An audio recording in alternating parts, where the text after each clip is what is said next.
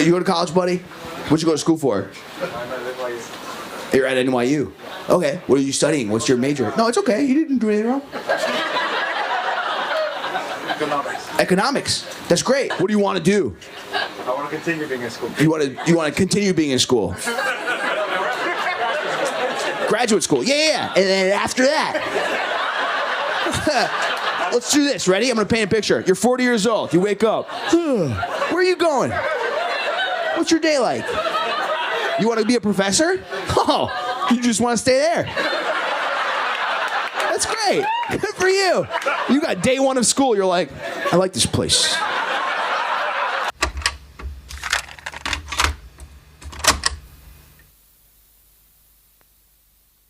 Welcome to Flyby Films, once or twice a month using the magic of distance-defying underground tubes or some floating shit like that. We get together to discuss films that either have been or will be forgotten. I'm Blake Collier, and sitting on the bivouac next to me is on this nightmare tour is my friend and co-host Jameson Barsotti. On this episode, we are going to be talking about the 1955 classic, The Night of the Hunter, based on the novel by David Grubb and directed by Charles Laughton, which would be his only main director credit, which is insane, because this movie is amazing. This just makes me sad that he didn't do more, because I think he would have been up there with the greats. Jameson, sir, how have you been? I've been good. I shared some really good news with you, Blake, earlier today. Yeah. So I've actually been Are really good. Are we sharing this publicly yet? Yeah. Today was the day when we shared it publicly. Brad Kelly gets and we're also insider we're also news sharing here. I like it. with Brad Kelly. So my wife and I, we have one kid right now, and now we have one on the way. So in about 8 months, we'll have a family of 4. So it'll be exciting. Yeah. And then we'll get into the life of my current status, which is 2 crazy kids. I'm just trying to catch up with Blake, always. Congratulations, man. That's amazing. Thank you. Yeah. I think you should be proud, Jameson. I held it all in today because I did not know. Did you not tell your wife? No, I told my wife. Oh, okay. I told my wife everything. Come on now. Yeah, good. No. But no, I told no one else. So because I got to respect boundaries. My wife is a social worker. That's a big thing. So yeah. Kira was trying to figure out the calculus of whether or not you had told your wife. So she was like, "Has he told her? Do we need to send another message? No. Do we need to forward it?"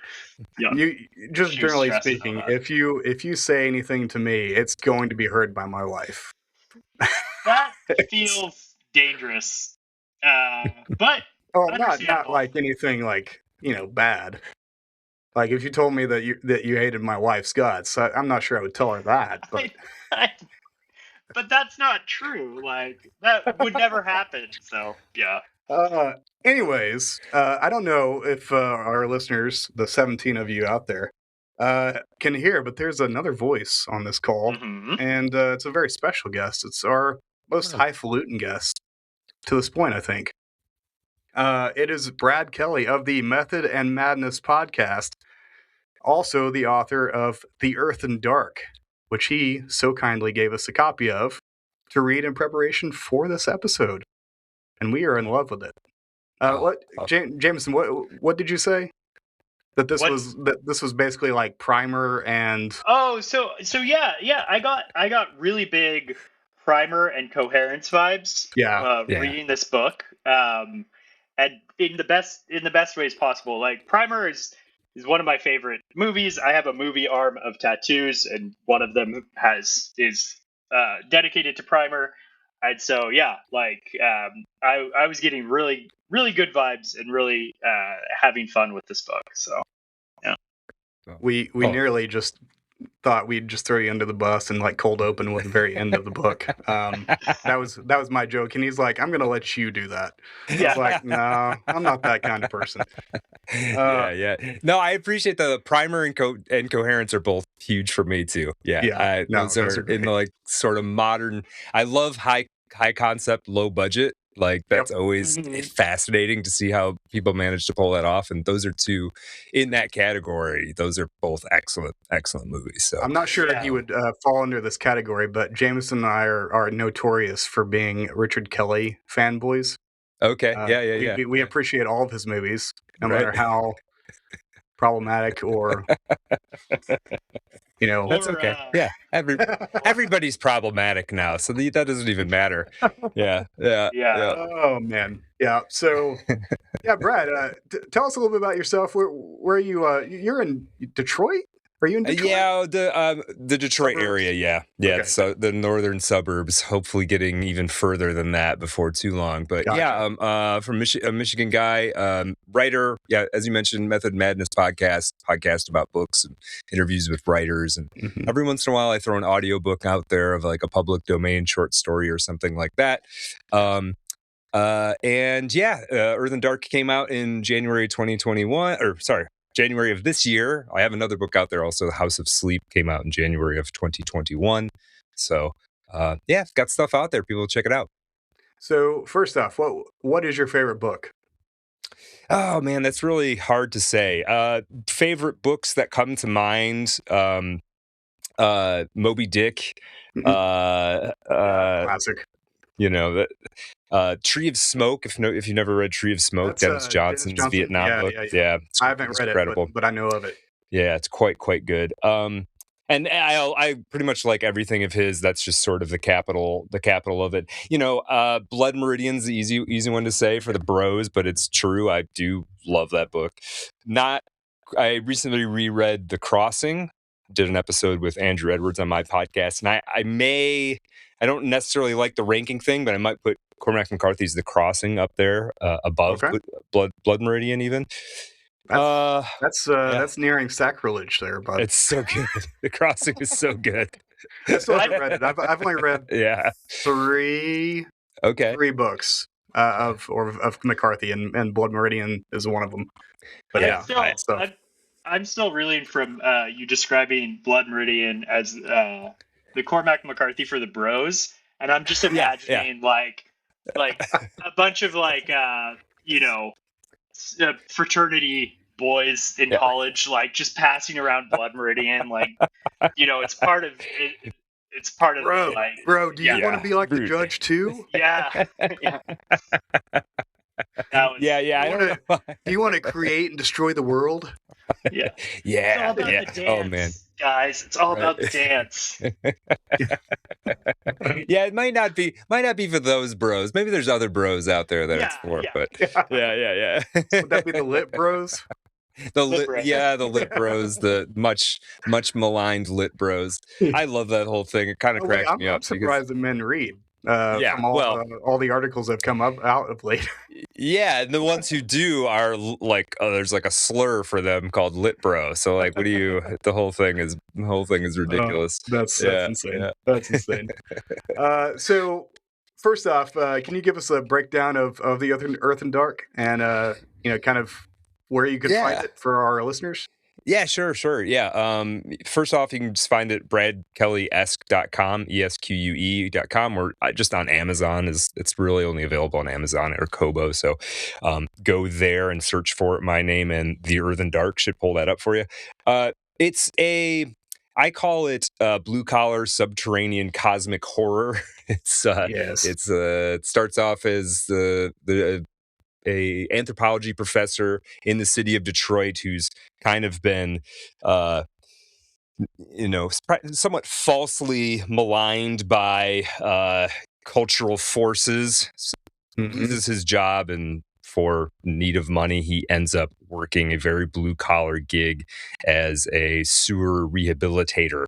And this means spending all day in the sewer doing, physical labor, fixing things, patching things.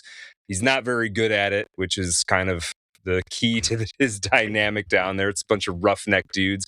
And I've worked in sewers before, and those guys that he encounters down there are just basically just amalgamations of guys I know. Wow. So you actually worked in the sewers?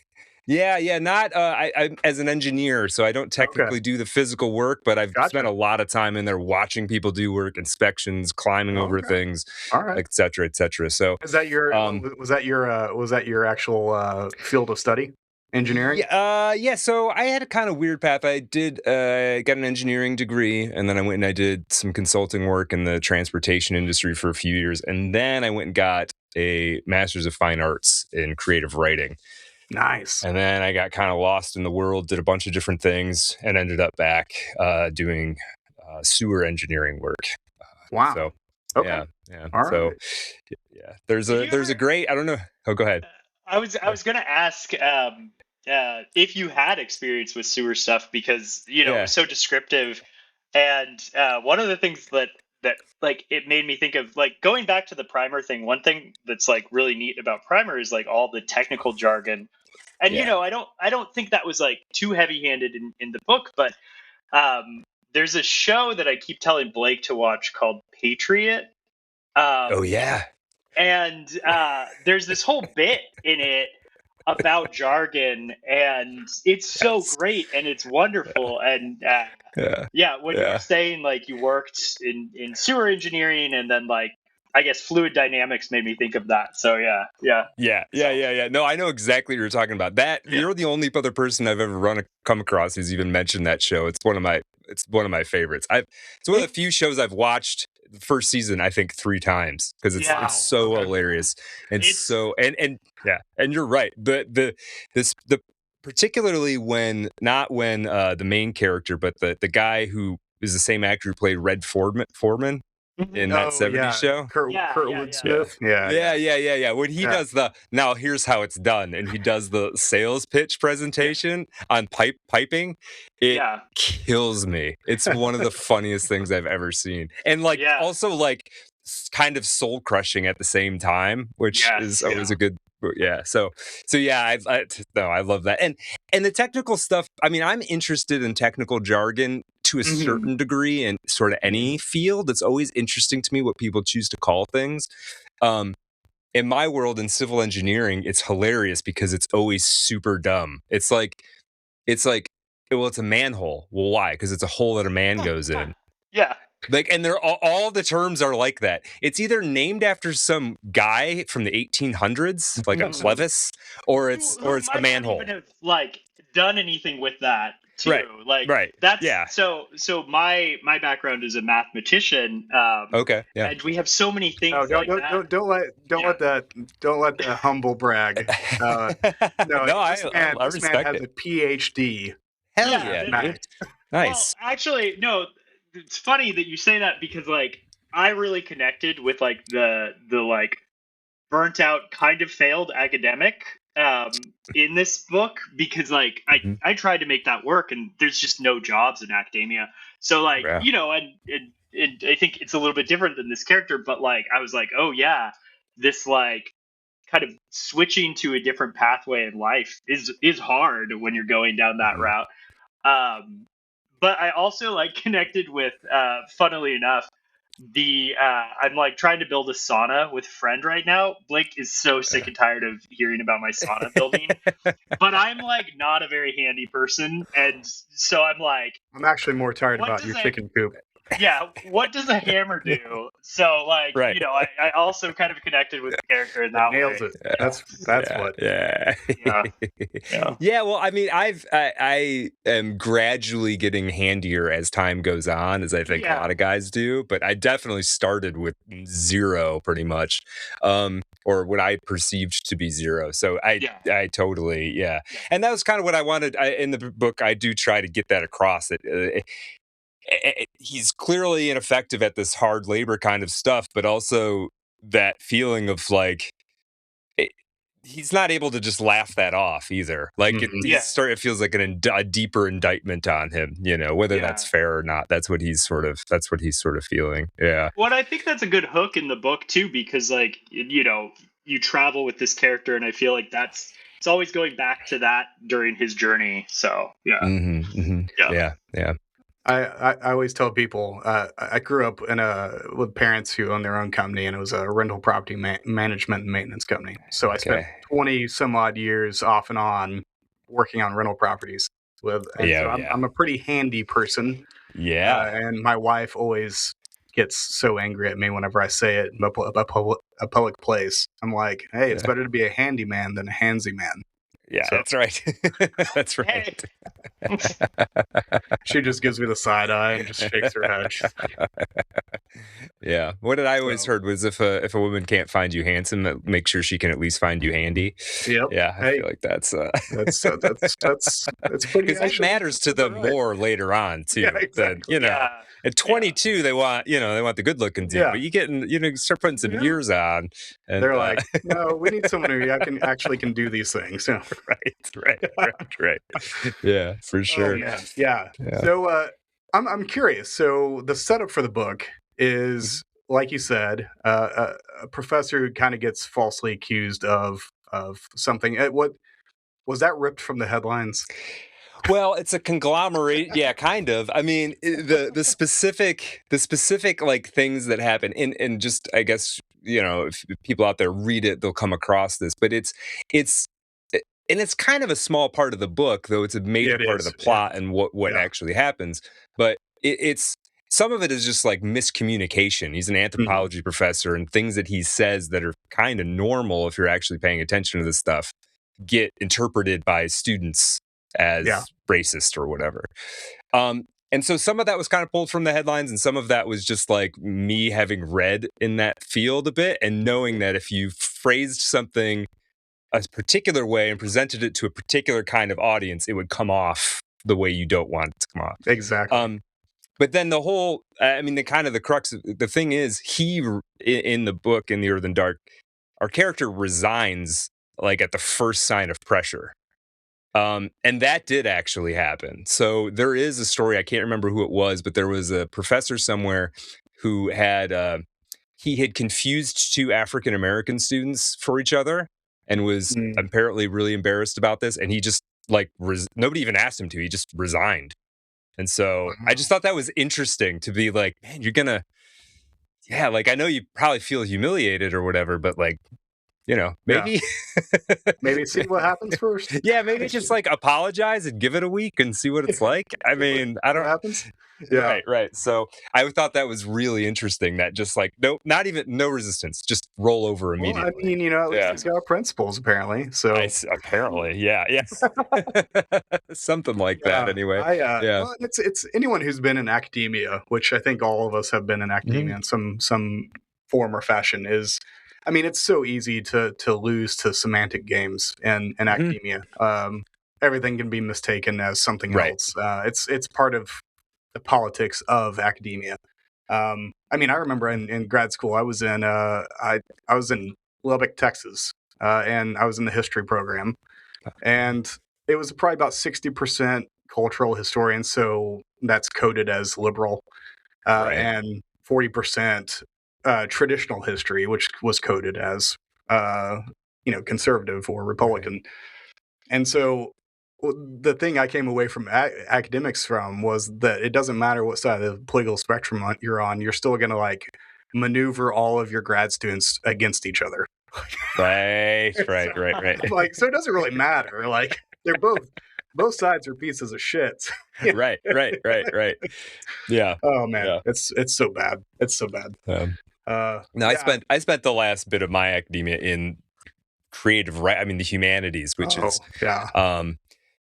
I got a lot out of it, but there were some times where why are we reading this article about how to make communist theater? What are we doing? Yeah. Okay, I mean, all right. Yeah. It's just there's just stuff that came up that didn't make a lot of sense. Yeah. I don't have to go much further than that. Yeah. So that was kind of ripped from the headlines, but I needed in some ways, I think there are subtler implications in the books of that, but what I really needed was a way to take this guy and put him in the sewer ultimately. to descend him. In Dante, for sure.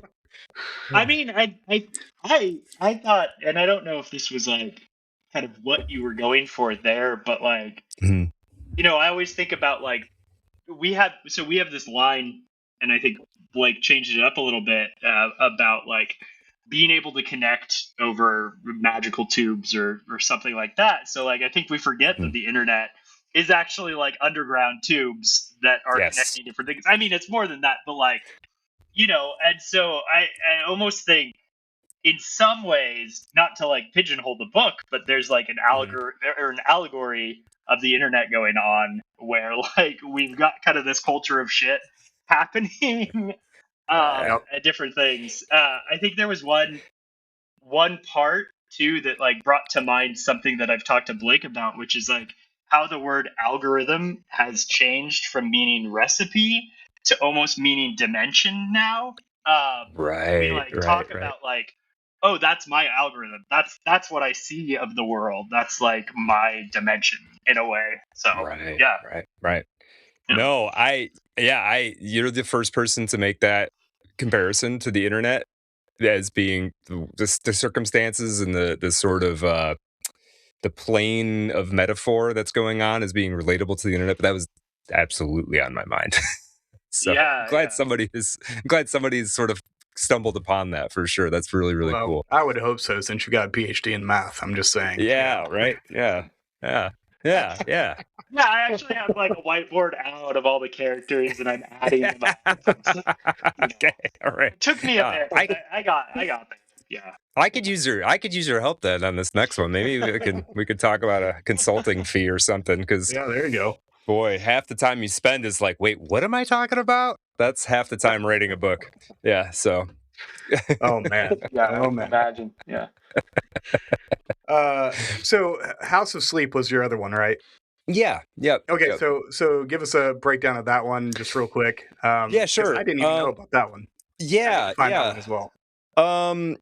Yeah. House of Sleep. It's sort of a 3 perspective characters in it. There's a sort of retreat going up on this plateau or this mesa kind of thing overlooking the water, and at this place there's 25 people, and it may be a cult. It's becoming a cult. They are all taking this drug that allows them to remember their dreams as if they'd happened yesterday, right?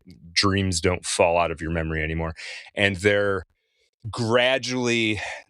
going through a somewhat religious practice of gradually making all of their days identical, so that together they're using the same day material to create the same night material, live in this dream space. And it's led by this crazy character, the diving man, who seems to maybe have impossible abilities to hold his breath and read minds and things like that. May or may not. He may just be a trickster, or he may actually have these powers. And then there's 2 sort of newcomers that are drawn to the House of Sleep, and it's about their connection and the sort of drama that unfolds when they show up. Nice. Okay. Yeah. Sweet. Cool. I dig it. Yeah. So I know that Jameson, specifically Jameson's wife, wants to know, because you're a practitioner of tarot, right? I am. Yeah. Yes. So how long have you been a practitioner of this specific? 10 years, about 10 years, maybe 10 a little years, bit longer than that. All right. Yeah. So what drew you to that? Yeah. So I originally, in my much more like materialist, less woo-woo days, I went on a date with a cute young woman who I ended up dating for a while. And first date, I noticed she had tarot cards, and I was like, just give me a reading. And at the time, it was just sort of, we're trying to get to know each other. This would be cool to do. This seems like your thing. I didn't think anything of it. I was like, this is BS. And she gave me a reading, and by the end of it, I was like having an emotional experience. Not a breakdown or anything, but I was like reacting to it, really, really reacting to it. And I just, since then, I was like, what the hell was that? Why did that like work? What is going on here? And so I just kind of threw myself into it for a while. I was for a good couple of years, it was like every day, half an hour I was spending reading, doing practice runs, rehearsing bits about each of the cards, all of that. I don't do that stuff quite as much anymore. I do write about the tarot a little bit, and I do readings for money as well. Nice. Yeah. So it's interesting. I recognize a lot of people have resistance to it, and I totally understand their resistance. Well, there's two sorts of resistance that you find. The one is the sort of rationalist, the same thing that says, astrology is not real, ghosts aren't real, whatever. What is this doing? You're throwing cards and you're going to like tell me my future or something? I sort of understand what those people are saying. The other side comes from like the hardcore, like evangelical types who are like, this is like witchcraft or whatever. Satanic. But yeah. I think that there's a way. I have some woo-woo thoughts about it, about what's going on there, but it really doesn't require any of that. Really, what we're doing is you're randomizing these really archetypal images, and you're playing a kind of psychological game. And if I'm reading the cards and I'm asking you to take part in it, I'm asking you to lean into the space and try to apply yourself to the random pattern that we're seeing. And I knowing the cards really, really well, I'm able to like pick out details and relate them all to each other and tell you a story about you that you're participating in. So on one level, it's not that different than like, if you went to an art museum and saw, one of these huge ancient triptychs, and you went there with an art scholar and they were explaining it to you, right? And you were having your own personalized experience in relationship to the painting as they were telling you, this is why they painted that, and this is what this means. And if you go back to 1612, there was, so it does kind of work on that level. I think as almost a psychoanalytic tool out of the sort of Jungian school, what's happening is akin to, you guys are probably old enough. Do you remember the magic eye drawings you'd see in a dentist office? Yeah. Yep. You squint your eyes and then you see some image and I behind never it. Could see them. I think, I figured it out when I was a kid. I could never do it. And then a few years ago, I saw one again. It's just like at a garage sale or something, because nobody is interested in these things anymore at all. And I was like, let me try this. And it just worked immediately. And it kind of blew my mind, because I thought everybody try it again. Because I thought everybody... I couldn't when I was younger. I couldn't. I don't know. I actually thought people were BSing me like back in the day. I was like, there's not like what? Yeah, I thought maybe it was like a anyway. It's like snipe hunting. Yeah. Right. So part of what's going on in the tarot as a sort of psychoanalytic thing is throwing random cards at you, and you're in this sort of leaned ahead space. It's sort of forcing you to kind of cross your eyes. And the idea is hopefully we can peer into your subconscious in some way that we haven't been able to before. So would you say that your interest there is less spiritually inclined and more psychoanalytically inclined? I think I approach it when I read for other people more from a psychoanalytic standpoint, but for me it's able to do that for somewhat esoteric reasons. And it's funny because I'm still a practicing Christian, but I always look at people and I'm like, have you not read the story of Jonah where they cast lots? I mean, that is literally what we're doing here. Yes. Yeah.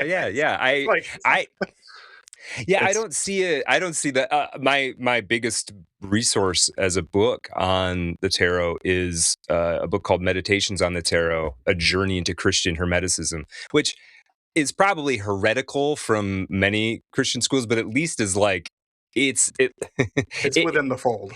There's a Venn diagram, and Jesus is sort of in the middle of it. So it's not this insane, like, it's definitely not devil worshiping it by any means. Yeah. That's hilarious. So Jameson, let's just throw them out. Let's just say, like, throw all the questions. He's got like 15 questions. Let's do it. No.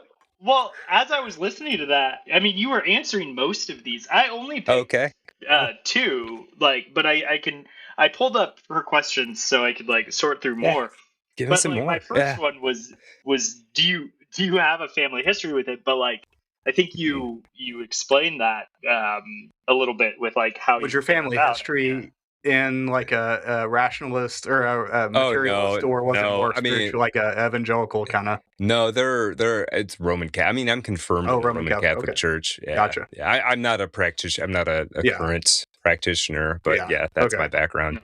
Yeah. Do you claim cultural the Catholic status? I used to not understand that, and as I've traveled the world more and moved around the country more, I actually do think there is something to like cultural, ethnically Catholic or something. It's funny because have you heard of the author William Giraldi? He wrote Against the Dark. I don't know anything about him. Okay, and Hold the Dark. Sorry, it was turned into a Netflix movie. He considers himself a cultural Christian or a cultural Catholic. He doesn't practice it, although he says that his boys are very much interested in mass and stuff like that. He said, generally speaking, like you may find me in a mass in Boston somewhere. It's not unusual because I'm not going to tell my kids they can't. Of course not. Yeah, for sure. But he talks about being a literary Catholic, and that all of the critics of his books have told him like he's a Catholic writer. And his whole controversy, like analytics was like, why are these people seeing this Catholic element in my writing when I deny it? Yeah, and he's like, I just came to accept it. Like it's so baked in that he doesn't even see it. Yeah, exactly. Yeah. And so, I was kind of curious if that was kind of where you're coming from as well. Yeah, I think I have a bit of that. Yeah, it's a little bit hard to put your finger on, but I do have a penchant for like ceremony and ritual. I love a good old. When they used to really build Catholic churches, I love just going in there. The space is like hits me in a certain spot. Yeah, so it kind of hits you in that 1980s, 1990s cure way as well. Yeah, sure. Like, I feel all the feelings. Right. Sure, absolutely. I'm sorry we threw you off though, Jason. No, go for it. That's good. No, the only other one was what's your opinion?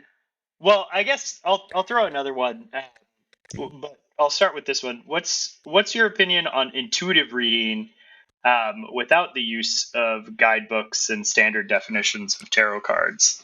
Yeah, no, that's a really good question because there are a couple of different ways of going at this thing. It's a bit like every once in a while I'll get a reading from somebody I've never had a reading from as the querent because I want to see how other people do it.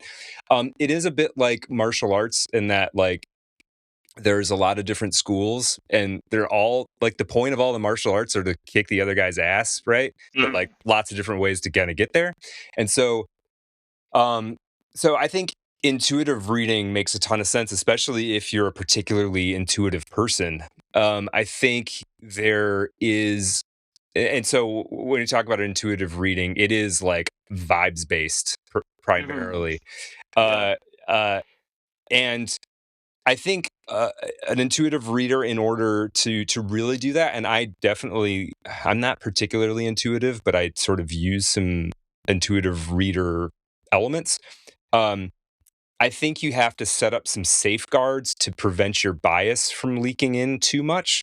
And the way I've described it to people, so when I do a reading, I typically, I'm not hard and fast about this, but I typically don't have the person tell me what their question is. And eventually, somewhere in the reading, if they want to share some information, because I might be missing something or whatever, then they can. But I don't want to start with it because, as I tell them, what'll end up happening if I know your question right away, or I know too much about your situation right away, is I will just start giving you advice. And you're not really coming to me for it. The point of reading isn't for me to give you advice, right? I'm supposed to be like kind of pointing. We're looking at this thing together, and I've just nerded out on it for a decade, so I know what all this crap means. But I think so. Intuitive stuff is great. I think there is value though in. So on my channel, like a year ago, I did a history of the tarot thing. It's kind of not what I normally do on Method Madness, but I was really digging that information and just wanted to put something out there. And I hadn't seen anything good in audio format that did it. The sort of upside about using something like guidebooks or starting with guidebooks and eventually kind of coalescing a few different card definitions into your own definition that you use is that this is an old thing It goes back to like the 1300s, if not earlier. And that means you have interpretations. It's just like theology in any other sort of field. You have interpretations on interpretations on interpretations, and the meanings sort of solidify and reify themselves.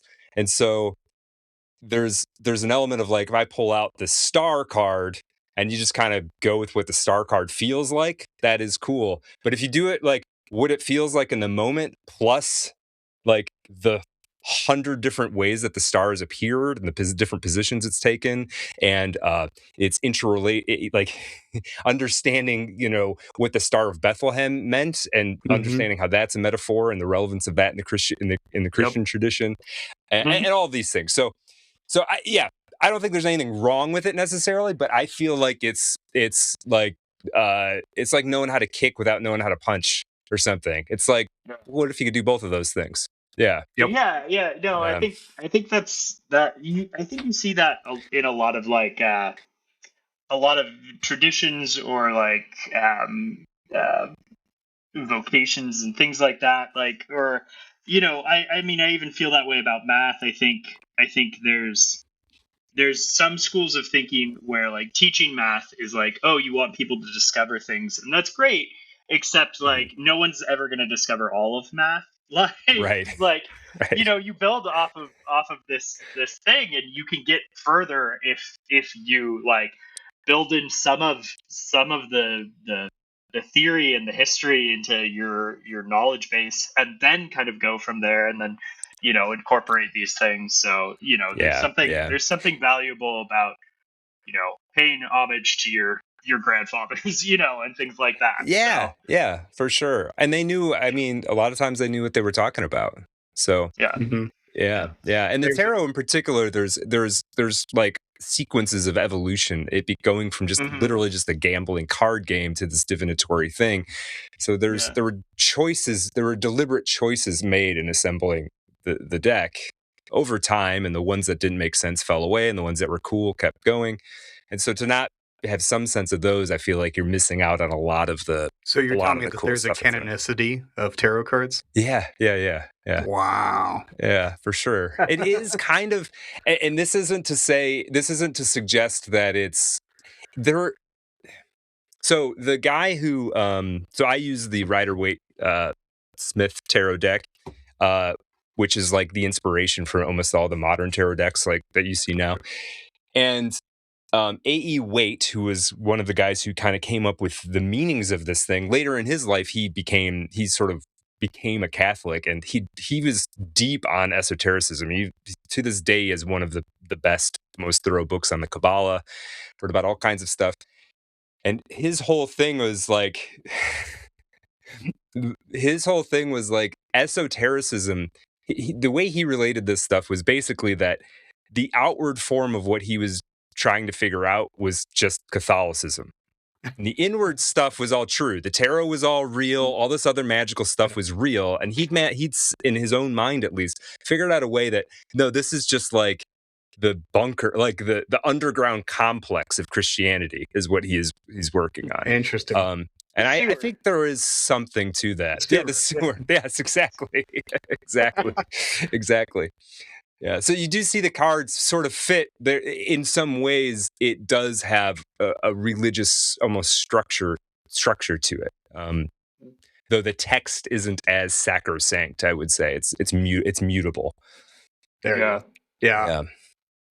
I sometimes I wish that 18th century or 19th century British imperialism in East Africa was nearly as important as these two things are.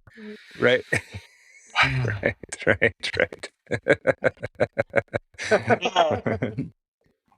Nothing can be learned from that. Yeah. Do you have a favorite card? Oh, that's the other question. Yeah. Okay. Yeah. It varies quite a lot. But I would say, what is it right now? So it's one thing you learn in tarot is like if you're always in your life, you're always in a major arcana card, like that's typifies your life at the moment. And sometimes they go in order, and sometimes they just sort of jump around. But honestly, so the one I feel like I'm reverting back to the beginning in some ways. So my favorite card right now is actually the Magician. The Magician is card number 1 in the Major Arcana. And the easiest way to understand the Magician is it's related to the sort of human function of turning mental stuff into actual stuff. And so any artistic effort, the Magician relates to that for sure. But also, anytime you're sort of getting clarity on what your own mental state is and learning how to turn that into something, like one instance, because the Major Arcana also lays on biological developments in a lot of ways. So the Magician is like, you can think of it as the first magic trick that humans did sort of evolutionarily was the analogy. It was to say, this stick is like an arm and I can use it like an arm. This fire is like a stomach. I can use it to pre-digest my food, right? It's this way of saying this is like that. And all of language emerges from that, right? But then also in the individual human scale, there's a moment when you guys got kids, you know this. When a baby first comes out, they cry, they're just crying. But at some point, they figure out that crying is how you turn the thing in your body of being hungry into food. You cry. You do the magic trick of crying, and that gets you what you want, right? So that's what the Magician card's all about. Is like, how do you take the thing inside you and materialize it? And not necessarily in quote unquote magic ways, like in potentially very realistic ways. Like, how do you turn this business plan into a business? That's a magic trick. So anyway, that's the card that appeals to me the most right now. So would you say that the influencers out there that are trying to manifest, would that be in the same category? Yeah, they're doing magic for sure. Well, I remember in this way that I'm talking about. I don't know if you guys ever followed MMA at all. Do you know who Conor McGregor is? Yeah. Mm-hmm. Right. I remember watching some of his early fights, but he was on a run. For people who don't know, he was on a run there, and he was just starching everybody. And some of it seemed totally improbable. You're like, how is he even doing this? And he was predicting when he would knock people out fairly accurately.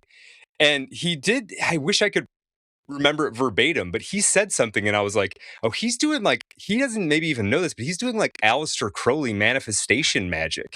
Like he just said like a spell, like an occult spell in front of a million people. And then it happened. So he figured something out, or at least, I think he's fallen off. Babe Ruth, right. the bats. That's and then you do it. That's magic. Exactly. Yeah. So exactly. Even though, you don't have to say there's anything supernatural there. It's just the means of sort of fluidity between the desire and it's it the happening. Flow state. Yeah, flow state. For sure. Yeah, absolutely. Yeah, Nice. There's a fine line between excellent statistics and magic, right? Yeah. Well, it's funny. So like, I don't, my opinions on magic aren't that woo-woo necessarily. Like, I think a lot of it's like metaphorical. It's like a metaphorical twist on how you think about it. Like, I started going down, A.E. Waite, the guy who created this deck, or, he and the artist Pamela Coleman Smith, amazing visionary artist, they created this deck from pieces of previous decks, obviously, but they were part of this something called the Hermetic Order of the Golden Dawn. Yep. And you can self-initiate into the Hermetic Order of the Golden Dawn. And I've gone down a couple steps of it. The first step is just walk down the street and notice everything. That's the first magic trick. It's not even the first magic trick. Yeah. It's just like, and if you try to do it, pay attention to everything, you really quickly like build up into an anxiety attack because it's too much. Your brain's cutting off stuff all the time. And so what they're trying to do, and this is magic in that school, is they're just trying to get you to train your attention. Because the next steps are like, walk around your neighborhood and, walk until you see the color blue somewhere. Walk until you see the color purple somewhere. It's just training you to pay attention to the world in a different way so that you can then like hone that as a tool, sort of. So I'm guessing there's not too many self-initiates in this certain day and age. we could. That's one we all could probably use, to be honest. Yeah. You might offer that as a way to like break people's addictions to phones. Right. Just seriously. Initiated of this. I mean, it's interesting. Yeah. Like this idea of magic not necessarily being even the normal supernatural twists that you think, because like I don't know if it was C.S. Lewis or someone. There's like this idea of a miracle, and there's a quote. I'm gonna mess it up and I'm gonna misattribute it, but like the idea is that the greatest miracle is when a murderer turns their life around and becomes extremely religious or something like that. And there's like this like magical internal thing, and it just kind of flies in the face of this like rational thinking that like everything can be predicted, like human behavior can be predicted, things like that. Like you can actually like forgiveness is real, like changing lives is real, and that's actually kind of magical and miraculous. It is. So like because what you said, it breaks prediction, it breaks expectation, it goes against and so there is something. There is something not magic, obviously the way I've been leveraging that term magician here is I'm doing it for magical purposes, by the way. Yeah. But it's pretty free form, but yeah, it's a cool mindset to adopt. That probably was Lewis, but it was Lewis by way of Chesterton by way of McDonald. Let's be honest. So yeah. The whole by way of like Christian like that's I actually have a whole new perspective on the tarot now. I'm glad. I thought I didn't have any I didn't have any strong feelings about it at all, so I just knew it existed, but didn't really know anyone who practiced it on any kind of level. So except for my wife. Except for your wife. Yeah. But I feel like she's fairly new to it. The past couple of years, I would say. Yeah. Well, Jameson, it's rewarding if you go deep on it, for sure. If she keeps going, it gets more and more interesting as you go. Yeah. She's definitely very interested in it and wants to keep going. So cool. Meanwhile, Jameson's over there laughing at it. Yeah. I'm not laughing at it. I definitely come at it from more of the rational like criticism of things, but like I also like I'm a very open person to like I want my wife to be happy in this way, and I like definitely have to like catch myself and be like, oh, I'm being a jerk. Don't need to do that. There's definitely value, and I think like some of the things that you're explaining, like I actually do like believe that can be valuable, and that can be like a valuable like twist on this. So cool. No, that was a very unique explanation of it, honestly. So I'm glad we went into that territory with you. Territory. Territory. Do you listen to podcasts at all, Brad? I do. Yeah. Every so often, I mean, besides putting one together, which I don't know how you'd have time for that even. So the fact that you're listening to podcasts as well. I listen to some. Yeah. Have you heard of a show called Radio Rental? I don't think so. No, what's that? So it's Radio Rental. It's Radio Rental is basically just a rental. Yeah, that was what's his name from The Office? Rainn Wilson. Rainn Wilson. Yes, it's I did listen scary to that. Stories told by the people who lived it. So it's he has his own whole character, but recently he's been gone off into the void to find his supposedly dead wife, Zaylon. And they went through a period of shows where they were getting new hosts, a couple episodes at a time. And they ended up on a guy by the name of Ricky Lee Bagley. And it is played by Jeff Foxworthy.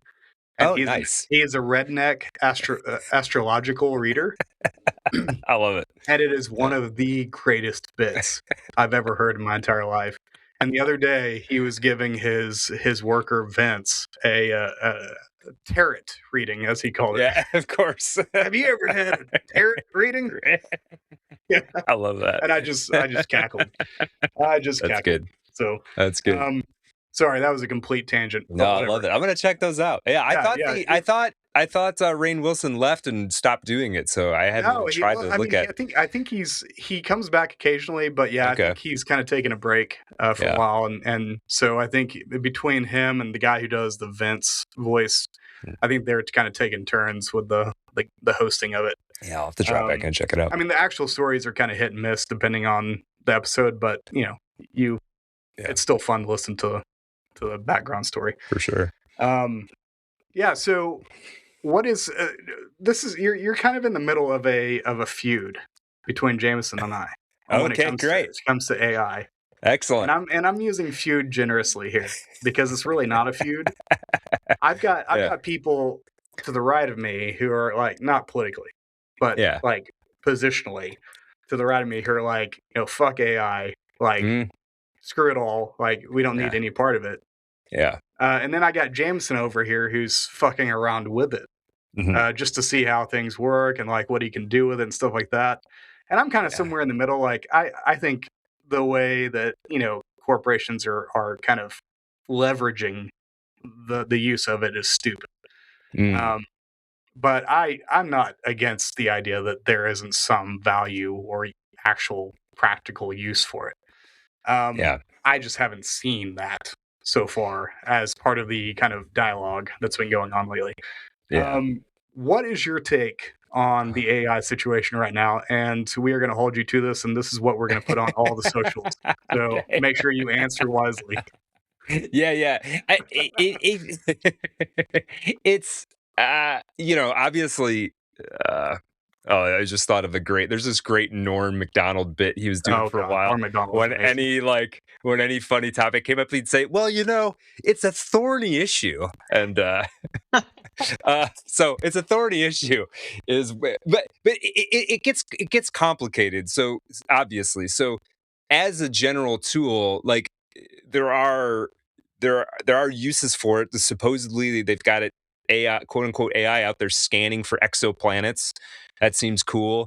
They've got AI supposedly coming up with cures for various diseases at the genetic level. That seems cool. Protein folding, that I guess seems. I mean, I can see as a speculative fiction person, I can see where some of those things could be taken in a bad direction. I mean, how easy do you want to make gene editing, right? Like, it's good to be able to do it, but like, I don't know, like, should anybody be able to do it? I'm not sure, right? And I don't know how you regulate that kind of thing. So anyway, the point on that is seems like there are super good uses for this stuff. I don't have a technical understanding to really know the difference between what they're doing, quote unquote AI scanning for exoplanets versus just using a lot more compute on a database. I don't really totally understand the difference there. What I do have sort of stronger opinions about is when it gets into Gen AI and we're getting into generating text and images and video. And I still, I guess, see the uses for that.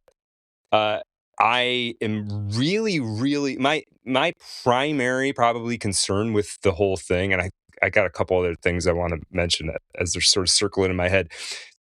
But my primary concern is, and the analogy, and I probably didn't invent this analogy, but it really works for me, is, we're all using Google Maps or similar thing on our phones now, and nobody knows how to get anywhere by themselves anymore.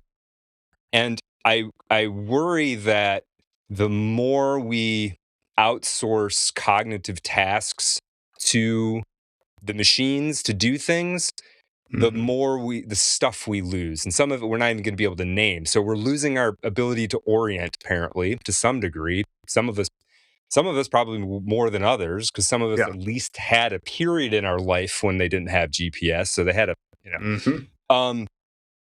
but then it comes down to writing. And well, to me, writing and thinking are basically synonymous. So if you're outsourcing your writing, to me, you're outsourcing your thinking, at least about that task.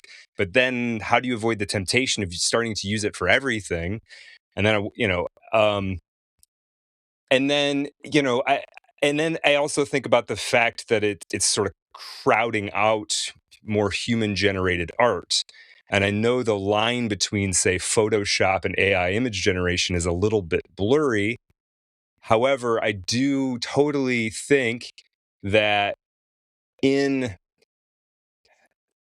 are things that an individual learns along the route to developing the skills to do things like illustrate, paint a picture, make music, or whatever. There's all these serendipitous things that one picks up, sub skills and things like that, that you can just skip over entirely without having to cultivate a skill. And I get really worried about it basically atrophying humans' cognitive abilities.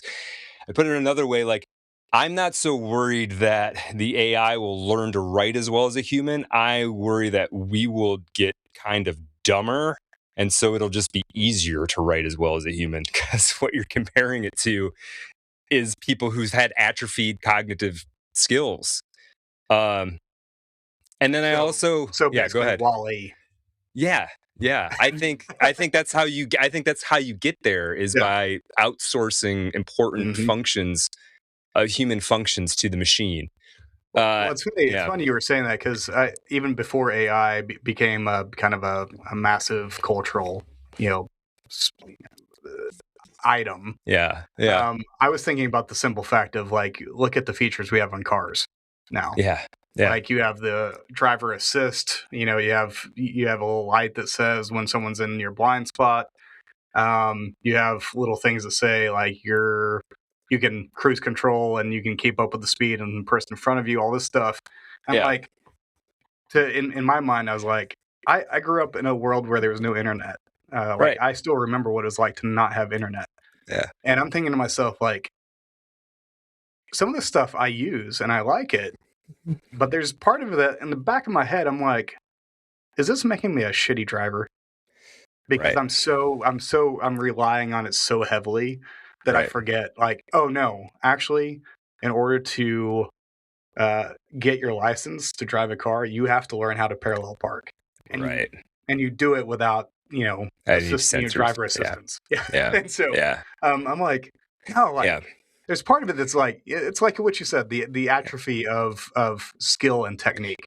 Right. And I think, to anticipate somebody else's argument, they're going to say, well, then what do you need that stuff for? Because we're creating a world. We're basically in the process of creating a world in which you don't need to be able to drive. And I sort of understand that point too.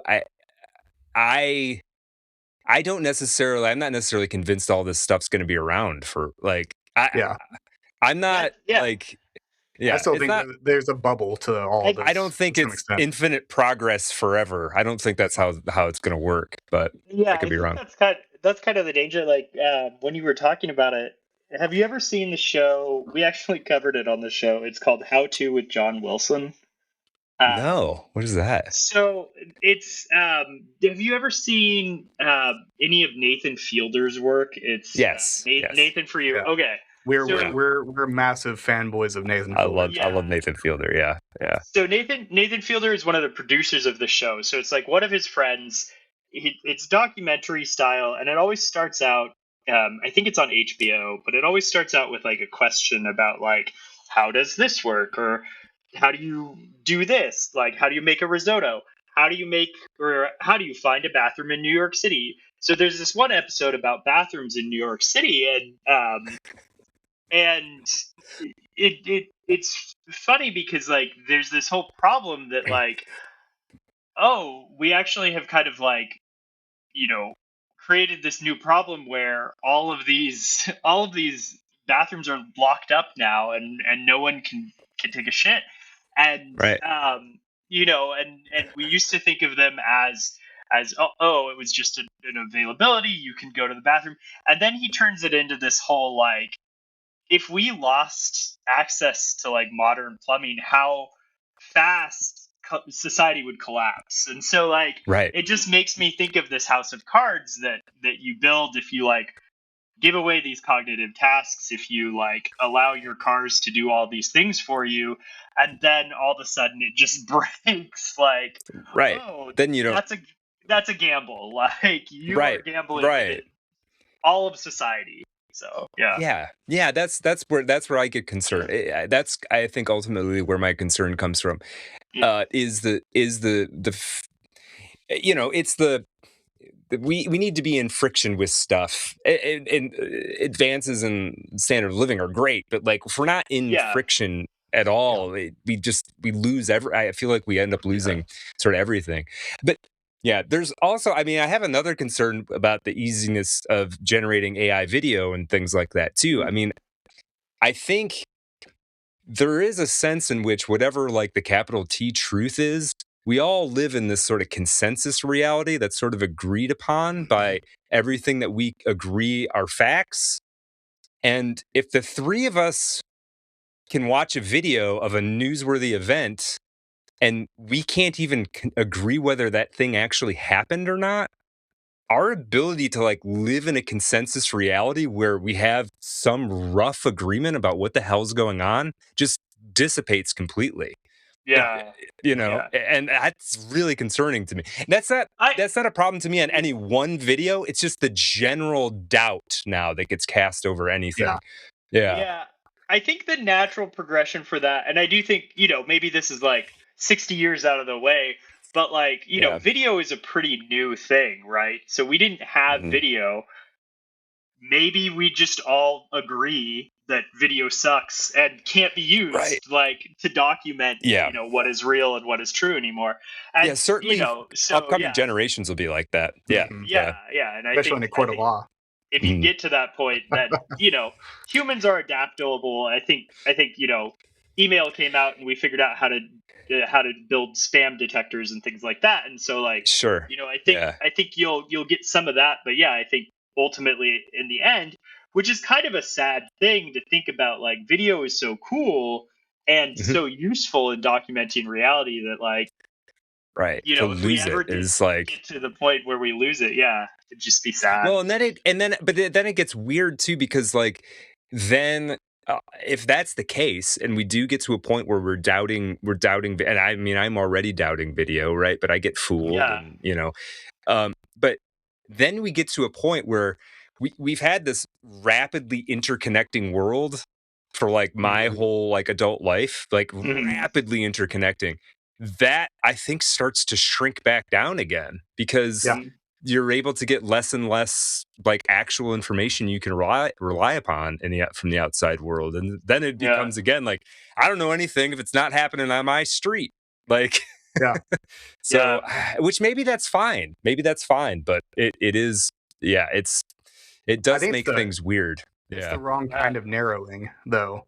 I think it's one thing if you're localizing, like you're paying more attention to the rituals and the politics and the stuff of your local region. That's a different story. That's a good kind of narrowing. But narrowing in the way that like it seems like we're siloing. For sure. That's problematic. That's led to a lot of the issues we're having now, to be honest. Exactly. No doubt. So go ahead. I wanted to touch on like the atrophy and also kind of give maybe a little context for what Blake said about how I'm fucking around with this stuff and playing with the dark. Everybody I know is except for me. Well, even I tried it. I tried using it for some audio editing, and it was a mess. But I might try it again here soon.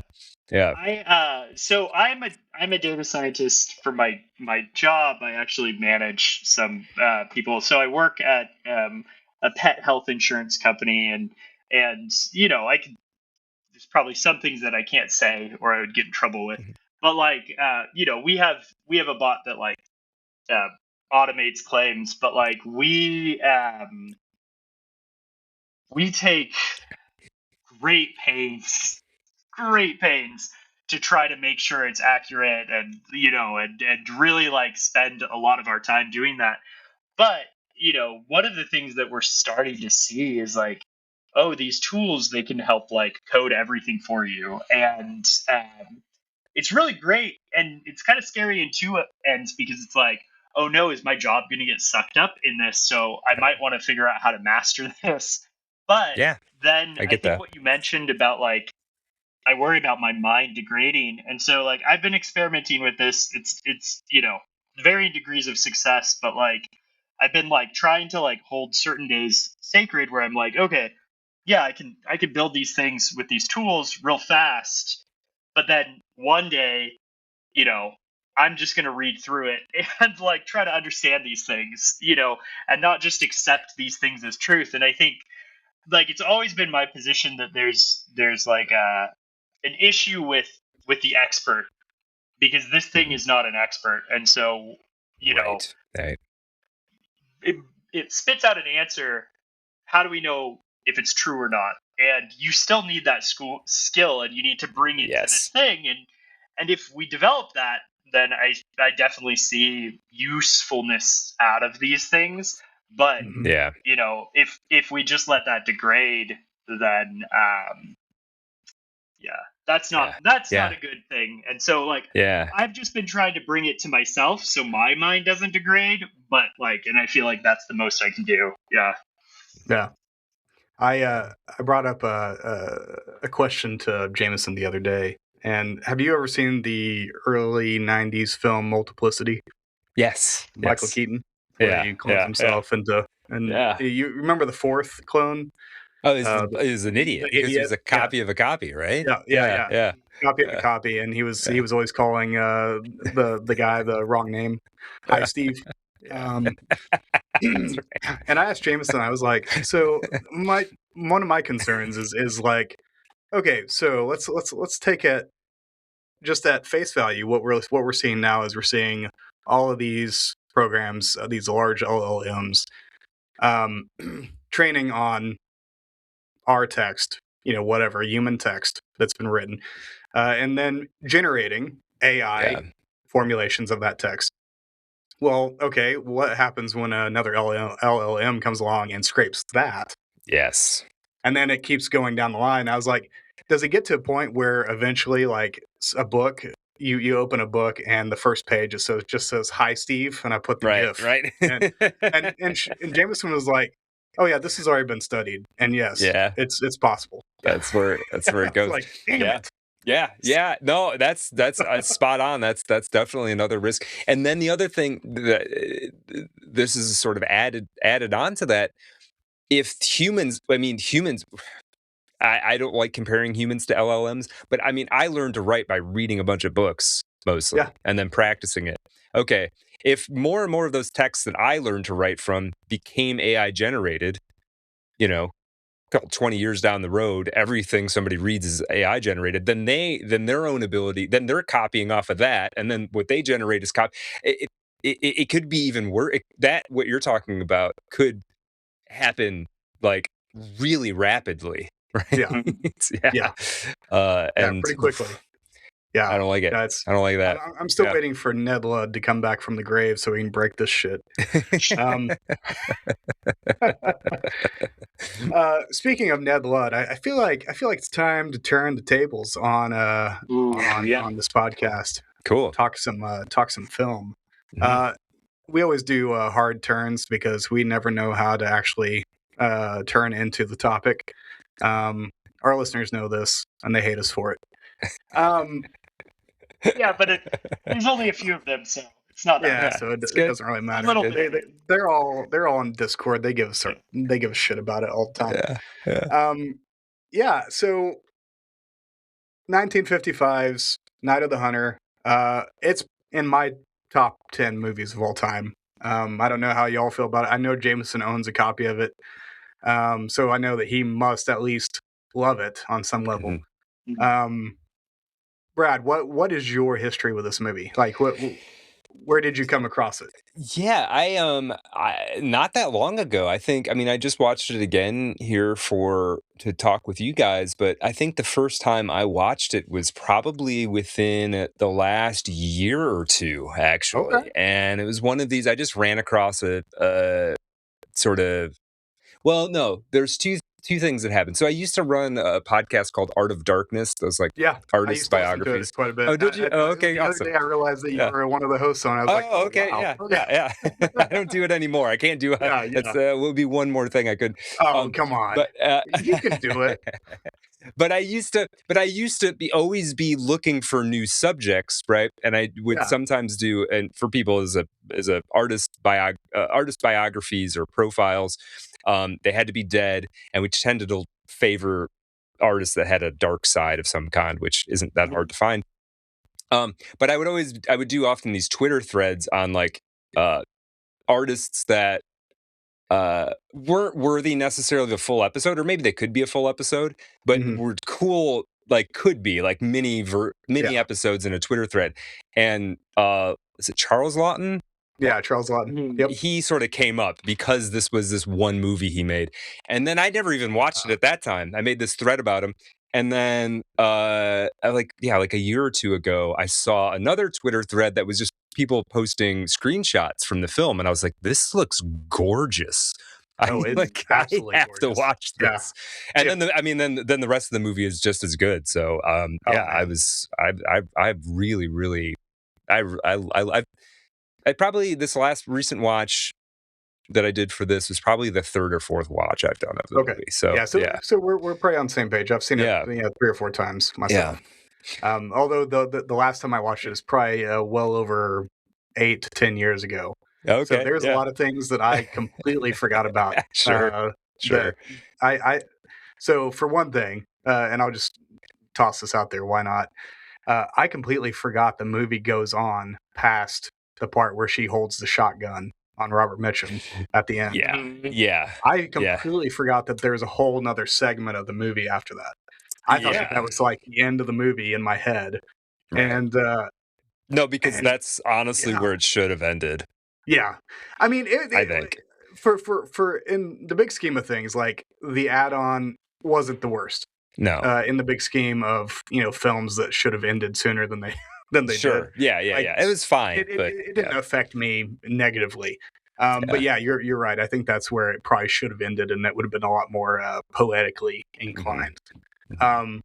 But yeah, there was elements of it. I think for me, like, I came around to this question, and it's been kind of beating me up in my head since I watched it, night before last to this recording, and I'm curious what y'all think. Who do you think is the most evil character in this movie?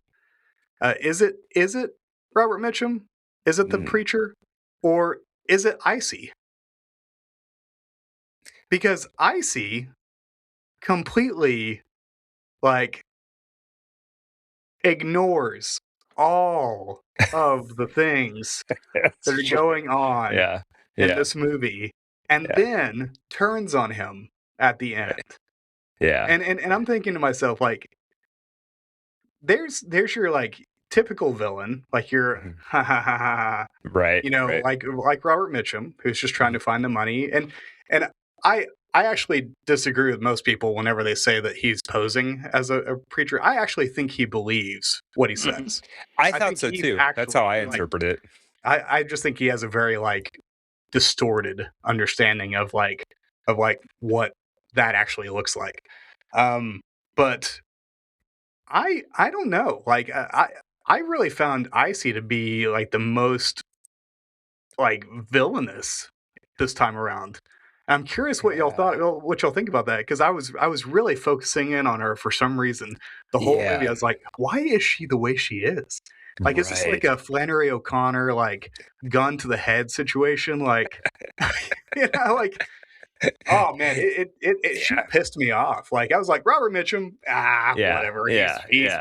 He's fine. But yeah, she seems to have no radar for anything bad. I mean, she has no moral backbone of any sort. Even if it's immoral, she just has no backbone. Yeah. And man, it was brutal. I don't know if she's more evil than the preacher, but I definitely see what you're saying about being very annoyed with her and just very frustrated. And there's a chaotic value to her, like you were saying. She just kind of goes with the whip. I think this time around when I was watching it, I paid more attention to the fact that it was taking place during the 20s, during this the Great Depression, and there are these children roaming the streets, and it hit me in different ways, and and the overall culture was like just they didn't care about that. So it was almost like you were saying, like immoral, like or amoral in a way. Like these characters, and I know we kind of talked about the like end scene after, but it's kind of strange, like that scene where Icy like just shows up and she's screaming and she's leading this crowd around, and it's very strange. And like I guess there was this scene where Robert Mitchum's character was asked like, "What God do you follow?" And he's like, "Or what religion do you follow?" Or something. Dad. And, the dad. It's early on. Yeah. And he says it's between me and God, and it made me think like, I think I turned around to what you were saying, which is like he is actually a real preacher, but the God he's following, or the like deity or something like that, is fucked up.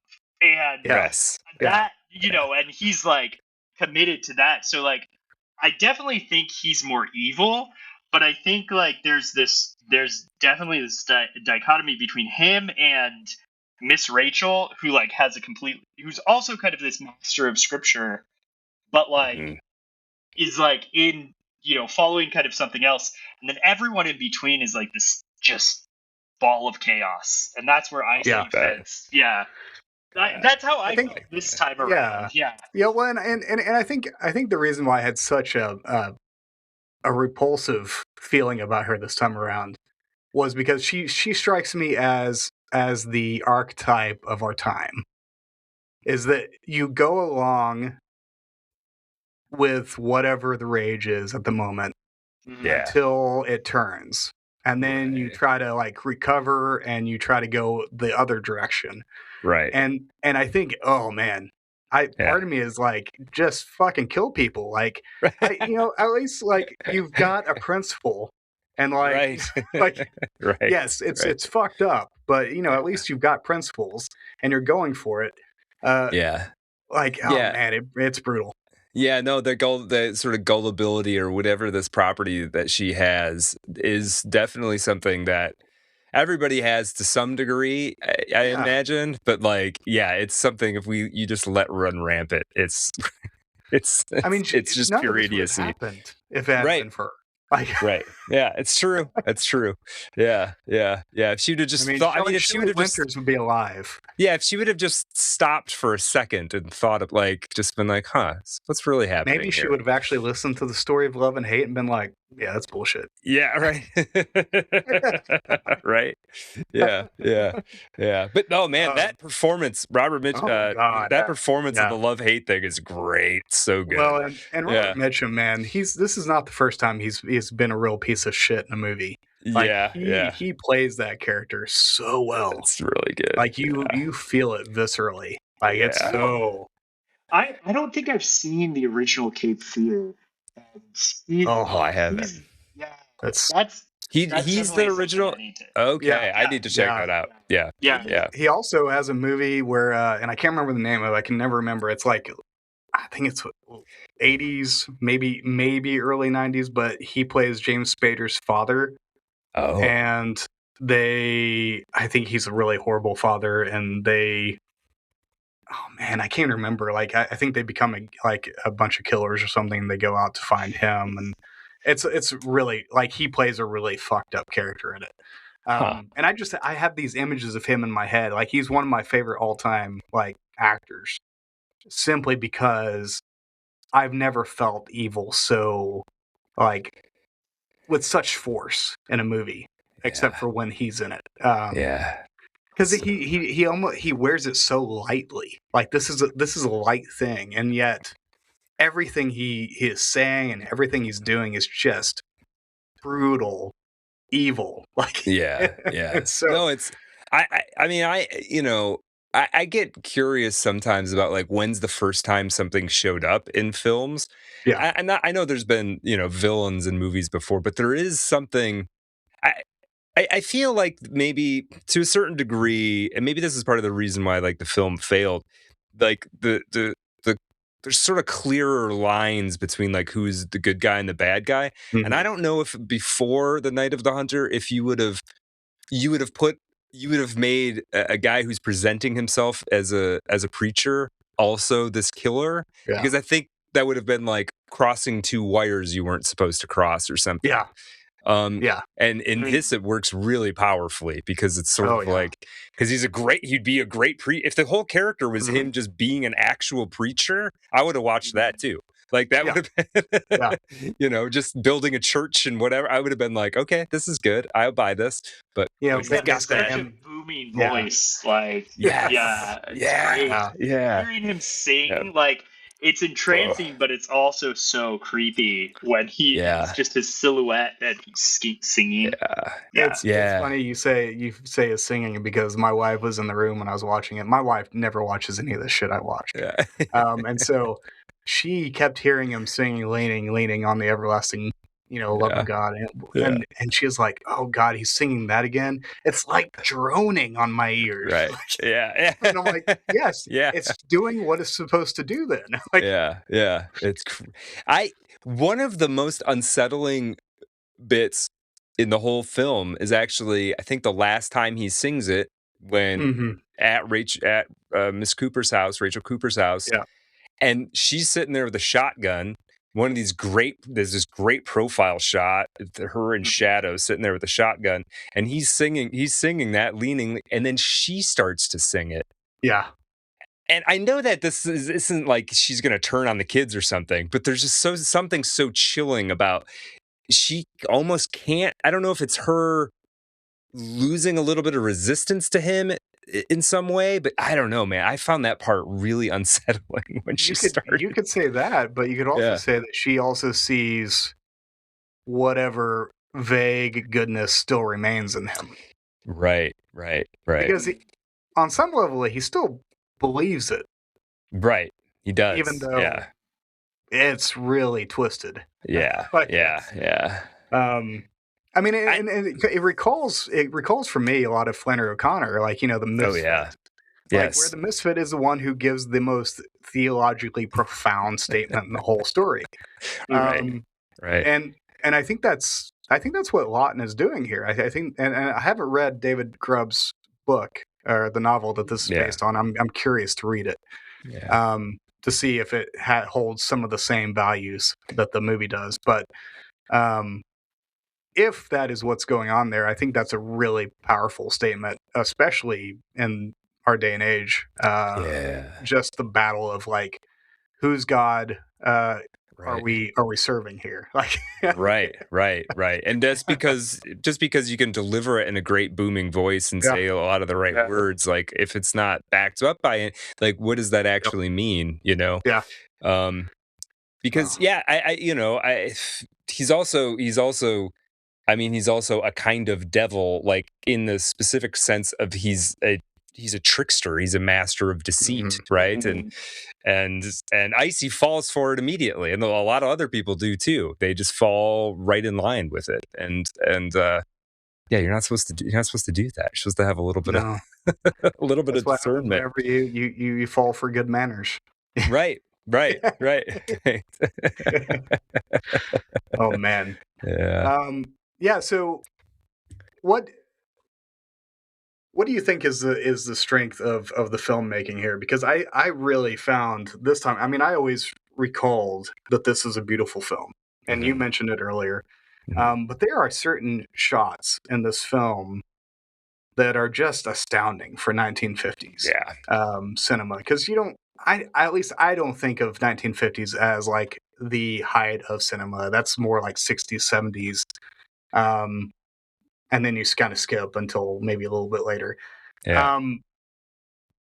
But there's some stuff in this movie that is just powerful as far as what he's doing. Like, I really, there's a part where I believe it's Harry Powell, Robert Mitchum's character, is moving. He's just killed Shelley Winters, the wife or the mother. And he is going back into the house where it's just the kids and him now. And Charles Lawton chooses to do this like Looney Tunes close-up circle on him. Yeah. And none of that should work. No. But I felt it in my bones for whatever reason. Like I was like, oh, this is about to get really fucked. Right. Really quick. Right. No, I remember that. I have a note about that specific shot. It's so fascinating. And those are some really brave shots for a one-time director. I wonder how much of this is Charles Lawton not actually knowing what he was doing. Do you know what I mean? Like, lucky. Yeah. Bringing his like intuitive reading to film, right? Like, no, I think, and then trying really hard, but like actually not sort of knowing what you can and can't do, kind of. Yeah. Well, I think you mentioned Looney Tunes too, and there's this whole sequence in the middle right after the kids go, go on the river. That's so, it's like mystical. It's like very folktale-y, where he's showing these animals, and there's this really creepy song about a pretty fly that's played. It almost sounds like I don't know if you guys ever listened to like Joanna Newsom or something like that, but like these are artists that came out like 20 years ago, and this was in the 50s, and these like sounds that are coming in these shots, it's just very mysterious, and I don't know of anything that came before that like felt that way. So I don't know. That's like one of the most haunting aspects of the movie to me, is just that scene. So and it's not particularly scary too, because they're actually safe, but it's just but it's unnerving. It's unnerving. Yeah, you're in dream. I mean, you get to be in sort of dreamland for sure. And I think, I mean, I would have to like go back and track this almost scene by scene, but I think there is, up until they are pulled off the boat by Rachel Cooper, I think there's like a gradual getting more and more dreamlike as you go along, kind of. And then when you're in the canoe, it's like it is like folktale time, and it's accentuated by like how the stars are shown, and obviously by the music. But then when they get off in that barn, it's like that's clearly on a sound stage, because there's no, if you look, there's no background. It's just this barn and this house. They're like weirdly too close together. They're almost like impressionistic, like in the German like silent films. Like they are, for sure. And so there's this glow, and then they get up in the barn, and one of my favorite shots. Apparently, they did this with a very short person and a tiny horse. They had Harry Powell walk across the horizon singing, leaning, and whatever the kid's name, John or whatever, is like watching from the hayloft.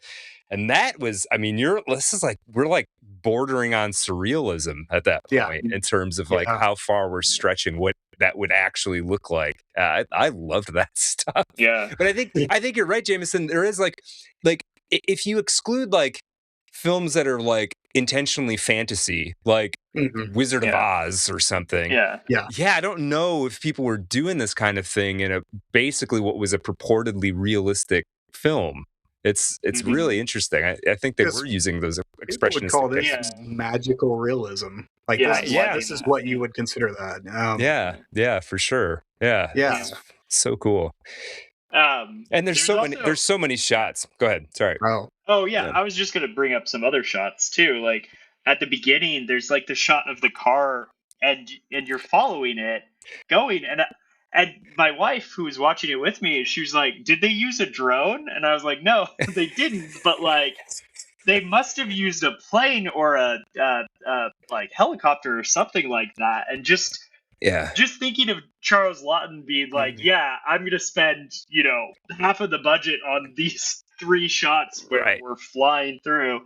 Yeah. That's crazy. Yeah. No, I do think there is an element of, like, I remember an interview with Orson Welles sort of asking him why Citizen Kane was so good. And he sort of said what it was so good because he didn't really know what he was doing. Like, really talented guy, obviously. Like, nobody could say he wasn't. But there is something. There is a certain magic to like naivete of like, you don't really actually know how this is supposed to go. And so all these serendipitous things kind of happen. Yeah, I think this movie's got some of that. Being naive and yet talented is that magic spot. Like you're willing to try things that everyone knows shouldn't be done. Right. And you're like, why not? Right. I think I sent this quote. It was Orson Welles as well to Blake, and it's like he's like maybe from in the 70s, so he's a little bit older, but he's addressing like a film class, and he's like, you guys need to stop watching movies. You watch too many movies. Like, you need to start just doing things. Like, he's like, I never want to see a montage again. Don't give me a fucking montage. Right. Yeah, it's a very funny quote, but I think he's like exemplifying that idea of like, please just make shit. Like, stop referencing things. Yeah. Oh God! I mean, the idea of the referencing of stuff is just like rampant these days. Like you gotta wink a little bit. It's like the worst form of meta.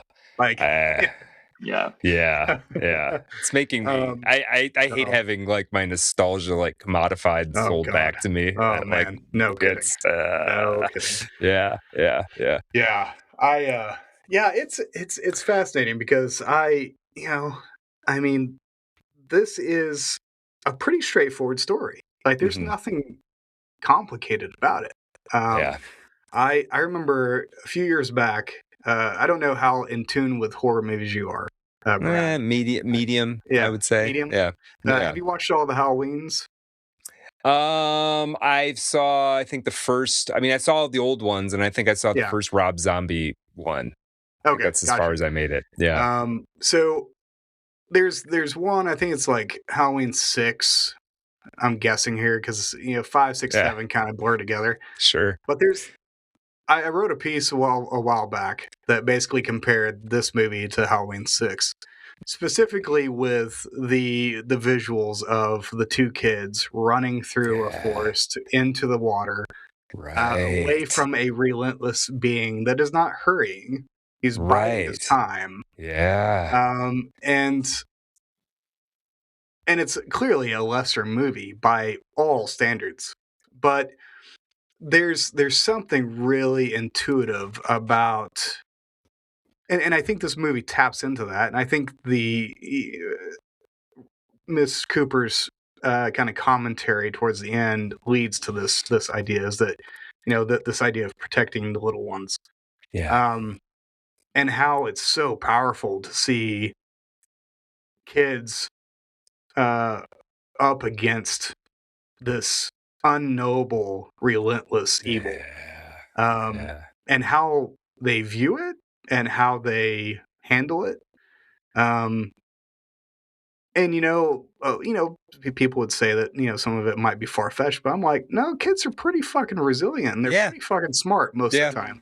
Like, they're intuitive, like, for the most part. Of course, they're not experienced. They do stupid shit, but when it comes to like shit like this, like, they know way more about what's going on than they say. We always base what we think they know based on what they say. They don't mention. They don't. Most of the time, they probably don't have the language to verify or to like explain. I mean, it's a pretty, like, it's part of the reason why. And I'm not a Stephen King fan, generally speaking. I think he can't write his endings to save a life. But it's true. But the idea of his constant need to bring kids up against it's why it is an interesting novel, even though I think it ultimately fails. Is that he's taking this innocence and pushing it up against the boundary of what is evil in the world. Oh, and that contrast is so compelling. It is. It's super compelling, and it's so present in this movie. I loved it so many ways. I was so locked in. I mean, probably the most locked in I was basically from the moment that Robert Mitchum's character, Johnny tells Robert Mitchum the money's under a stone in the floor in the basement. And from that moment, and then they go down into the basement, and then Johnny manages to get him and his sister out, lock the door, and then they run to the boat.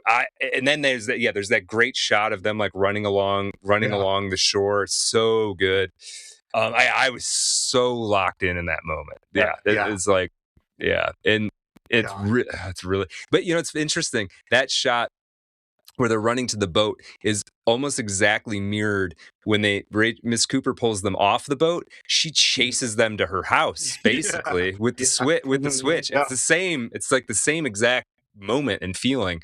Not exactly the same feeling, but it's the same. It's a mirror. It's definitely like a mirrored moment, and she's whooping their asses too. She's. Well, Miss Cooper, like it's clear that they're drawing a comparison between her and Harry Powell. Yeah, absolutely. She's saying this is the real deal versus the person who thinks he's the real deal, right? But is fucked in the head. Yeah, he's gonna be sweet to you and say all the right things, but is ultimately a danger to you. Yeah, First thing she does is try to whip him with a weed, like a stick. So, like, this is clearly a woman who's not gonna take guff off of people. Right. But it's funny, you're watching it, she's whacking them, chasing them, and you're like, oh, they're safe. Thank God. Yeah, exactly. Yeah. And then she pulls out the shotgun later on. Right. You're like, yes. Yeah. Yes. Yeah. Safe. Yeah. She's awesome. Yeah. Yeah. I love her. No, I think this time around I definitely paid more attention to that, like kind of how she's this equal weight to like Harry Powell. Especially like I think the movie opens with her like saying something from the scripture, like and there's these disembodied heads, which is also a vibe to start the movie with. But it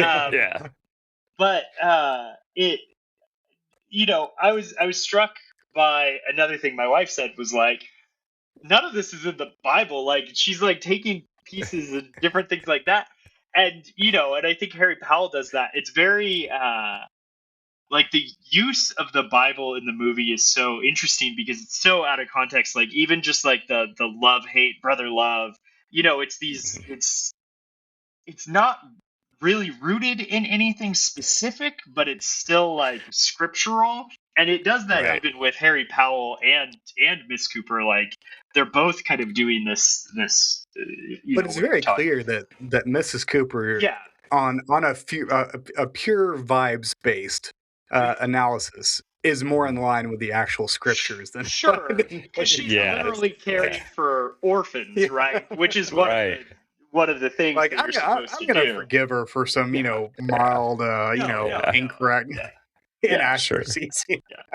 But Brad, like you're right. Like I've seen this movie so many times, and that whole sequence, like as soon as like the Looney Tunes like circle happens all the way through to where the kids get to the boat, you're locked in. And like I know they were going to be safe, but I was still like, oh my god, go, when I was watching it last night. So it's so good. And man, that Johnny, he doesn't take guff either, man. No, he's like, fuck you. Tough. Yeah, he's a tough, resourceful kid, man. Like, I love to see that too. Like, I think that's the other thing we like to see about sort of kids in trouble. Is the contrast is just compelling in and of itself. But I think there is something sort of hero's journey about it. Like seeing a kid being able to sort of rise to the occasion or whatever it's. I'm not going to say I got like super inspired by it, but it is operating on that like heartening and encouraging kind of level, right? Where we're like, that's the story we want. That's what we would want our kid to be able to do if they were in this situation. Is run when it was time to run and fight when it was time to fight and take care of his sister and all of that. Yeah. So exactly. Yeah. Man, God. I came away. I was like, I turned to my wife. I was like, God, this is a great fucking movie. It's so good. It's so like, good. Is this homework? I'm like, yes, but it's homework I love. Yeah. It's good homework. Yeah. Blake and I have been watching a lot of bad homework lately. So, have you? Yeah. No, this is so. There's just a couple other little side notes I just wanted to point out that I wouldn't have even thought of. Like if we had met up at the bar and we just been, hey, Night of the Hunter, some of this stuff I would have remembered, but a fresh watch brought it to mind. What's the old man who Uncle Birdie? Uncle Birdie? I don't know who that guy was. Sad, storyline. Oh my God, he's just sitting there drinking, talking to the picture of his widow, and they'll think it was me. That whole thing was way more powerful than I remembered it on previous watches. Yeah. So there's little. He's in a drunken stupor when the kids are in need of help, and they can't help him. Yeah. And that's great plot stuff because it's then it's all interconnected, right? The reason he's drunk is because he found the dead body, and because he's drunk, it happened. That's very tight screenwriting. Yeah, it is. It's very well done, and it doesn't feel forced. It doesn't feel like it all makes sense. A MacGuffin. It's just no, it makes sense. Yeah, this is a legitimate, real feeling kind of. Yeah, for sure. It's I mean, the movie's 95 minutes long, and they still were able to fit in before that moment, character development to show this is within the scope of this character. It's not some random moment, and it's still all tightly fits together. Yeah. It kind of reminds me of, there's the first scene whenever they find the feet of the victim, the first widow, or the who knows what the 12th widow or something like that. Right. And you get the pull away shot, and I'm like, how did he do that? Yeah. Right. That's a now technique. Let's see. Let's see. What are some ways he could have pulled that off? Yeah, that's a good point. I mean, though I'm always when my wife and I watch older movies like this, I'm always kind of annoying her because I'm always like, oh, how'd they do that shot? Oh, you know what? I bet they did. Not that I know how it all works, but I feel like I notice all that production-y stuff. Yeah. And especially in a movie like this, you don't go into a movie like this expecting odd filmmaking technique, right? But you expect very straightforward handyman, just kind of straightforward, get the shots and then call it a day. Yeah, I mean, apparently there were a couple of things, sort of choices that Lawton made that I think contribute to this. One is apparently the kind of film they used was the highest contrast black and white film available. And you can when you have high contrast shots, they're kind of amazing in this movie. So there's that, and then apparently he didn't break, clap the thing and say cut. They just shot until the reel was over, and so and so apparently this led to a much more sort of fluid on set kind of interaction between the characters. I don't know how much impact that ultimately had, but I thought that was kind of interesting. I mean, but it makes sense on some level because most people, if you listen to directors and writers talk, the editing floor is where the actual movie is made. Right. So, I mean, the choices you make in that room really tell the story. Yeah, absolutely. So, yeah. I part of me wonders if, because the Looney Tunes shot, and we keep going back to it, but I keep thinking you consider the German expressionists almost the boat scenes. I wonder if that's Lawton saying okay, we're about to transition into a less than real stage at this point. We're about to get into a more I guess medieval morality play, this idea that it's not about telling you the story, it's about showing you the story in a way that is profound and will stick with you. And because it none of it feels like this really happened from that point on. Right. There's always a little bit of an element to it, with the shadows, with the even of course the boat is the easy thing to point out. But even like when they're in the barn, they see the shadow. It feels almost like a medieval play. You know, the traveling plays where they used to do the morality plays. I think there was a movie with like Willem Dafoe and something where there's a murder mystery surrounding one of those troops. Anyways, it almost feels like you're taken out of a quote unquote realistic film or realistic story and brought into this world that like good and evil are like these forces that are like interplaying on the screen for you to like interpret and feel like it's and in almost a like cartoonish Looney Tunes kind of way in some ways.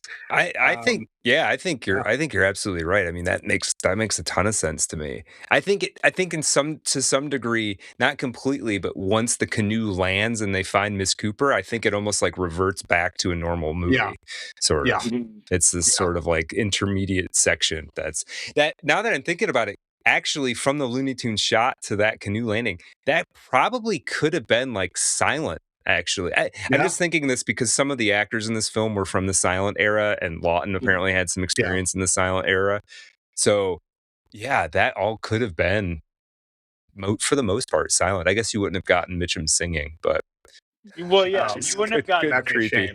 The Pretty Fly song, which I think that's been covered by different bands and things like that. Really interesting. Okay. I think They Might Be Giants have a version of it. So that is hilarious. That fits. I'll have to look it up. Yeah.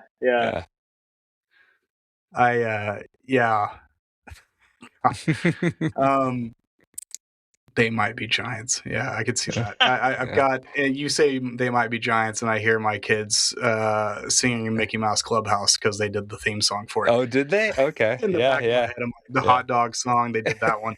I mean, it's just like, oh. But, yeah, it's I mean, this is one of those movies, like, it comes out of nowhere. Like, unless someone leads you to this movie, you're not going to, like, automatically know about it. Because it's not one that appears on top of film lists for the most part. Right. Weirdly. I mean, it's odd. If I'm not mistaken, I think Lawton had some theater background. That's my understanding. So it makes sense that staging would be very key for him. And he stages this movie really well. Oh yeah. No, everything is incredibly I mean, there are, if you're looking for it, I mean, there is the great moment, we sort of mentioned it right before he kills Willa, this woman who's finally started to understand that he's after the money. I think he heard Harry Powell bracing the daughter for the money. But there's a moment in their bedroom, super high contrast, and the way that the bedroom is lit, there's sort of like almost like a steeple in the room, just of light. And then just the body positions that Robert Mitchum is taking are really like dramatic. The whole thing is just, when he stabs her, it's kind of over the top when he actually stabs her, but like he's over the top already. He's an over the top human being. So it like all kind of works. It's so cool. It's so cool to look at. Yeah, and the prolonged shot of her and underwater is great. The hair, and the seaweed. Yeah, it's great. I mean, it's great. Oh god. Yeah, you watch Uncle Bertie's hook come down, and then hook up to it. It's really cool. It's a good show. That's the thing about this film. Like, I do sometimes cast back to I like stuff. I'm trying to digest a lot of stuff from the 30s right now for a project I'm working on, and so I do sometimes cast back to 30s, 40s, and 50s to like find some gems that I haven't seen. Yeah. But I feel like if you just gave me a description of this movie, I don't know that I would necessarily click on it. Yeah. I mean, exactly. Yeah, if you get a 3-sentence description of it, I mean, maybe, but it doesn't necessarily, I don't know if that's enough for it to stand out. You do sort of need someone to kind of tap you on the shoulder and be like, hey, this is actually amazing. Yeah. Well, I mean, and honestly, if you didn't have the actors you have, and you didn't have some of the fantastical elements that we've talked about, I'm not sure this would be anywhere near the interesting in the same ways. If this was like played straight and like very much like check off the boxes for the scripting, I don't think this would be good. At least it would be maybe enjoyable, but you wouldn't remember it. There are scenes in this movie that like haunt me. Well, which ones? Haunted me ever since. Yeah. I mean, so watching her in the water, that's one of them. That shot, and I'd forgotten how long it goes. It continues, and you're like, okay, we get it, and then it just goes a little bit further, and you're like, right. Yeah. And so there's that. There's, of course, his silhouette, which plays numerous times throughout the movie. But him towards the end, right before Miss Cooper pulls the gun on him, when he comes up to the banister and puts his arms on it, like he's like, just being a good old boy. Right. And the smirk on his face is just, just shit-eating grin. Right. Yeah. All shit-eating grins. Yeah. So those are the scenes that kind of like hate on the knuckles. Yeah. Oh, and there's a moment there too where like, wait, is Miss Cooper gonna fall for this? Yeah. Like, just like a second in there where you're like, is she gonna just hand the kids over to him? Yep. Yeah. That's... And it's one of those things where it's like, she's kind of in a rock and a hard place because she's taking care of these random kids that have come her way that, either their parents are incapable of taking care of them, right? But still are seen by them, or they've just randomly shown up and she doesn't know anything about the parents. Right. Someone who comes along claiming to be the father of these kids, like, you kind of have to vet it. Like, like, you can't just be like, they're not your kids anymore.